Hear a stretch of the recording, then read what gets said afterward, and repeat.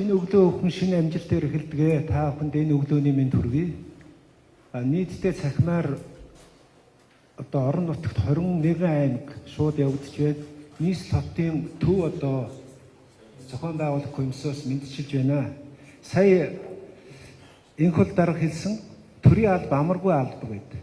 Амаргүй алба учраас орох босго болох ерөнхий шалгалт бас амаргүй байдаг.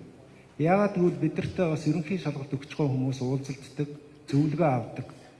Үгүй ихтэй сургуульд төгсөх үеэр тухайн шалгалтын үеэр санаа зовдггүй байсан. Одоо төрийн албаны ерөнхий шалгалт өгөхөд бас өөрийнхөө нэр хүндийг бодоод санаа зовоод догдолдог болжээ.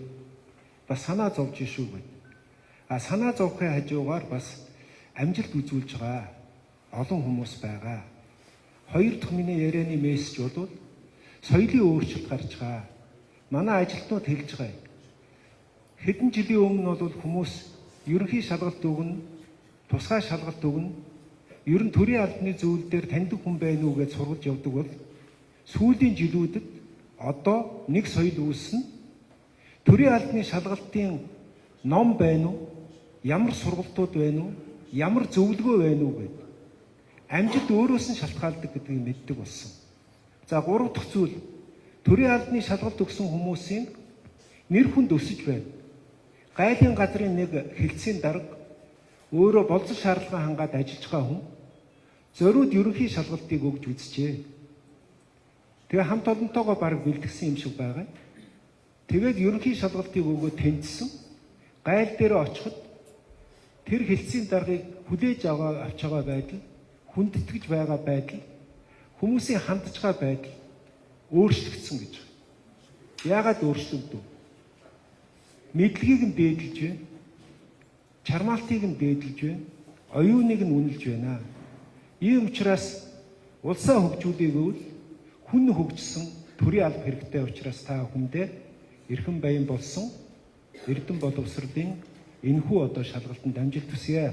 Төрийн албаны зөвлөлийн өмнөөс одоо амжилт хүсэж байна.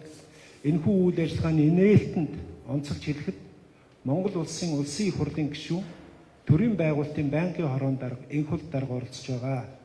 Ёс зүйн хуулийг шинээр батлахад төрийн албаны шинэтгэлийг хөгжүүлэхэд үр дүнд хүрэхэд бидэнд одоо байнгын дэмжлэг тусалцаа үзүүлж байдаг танд энэ тохиолдолд одоо талархлаа зориуд дэвшүүлж байна.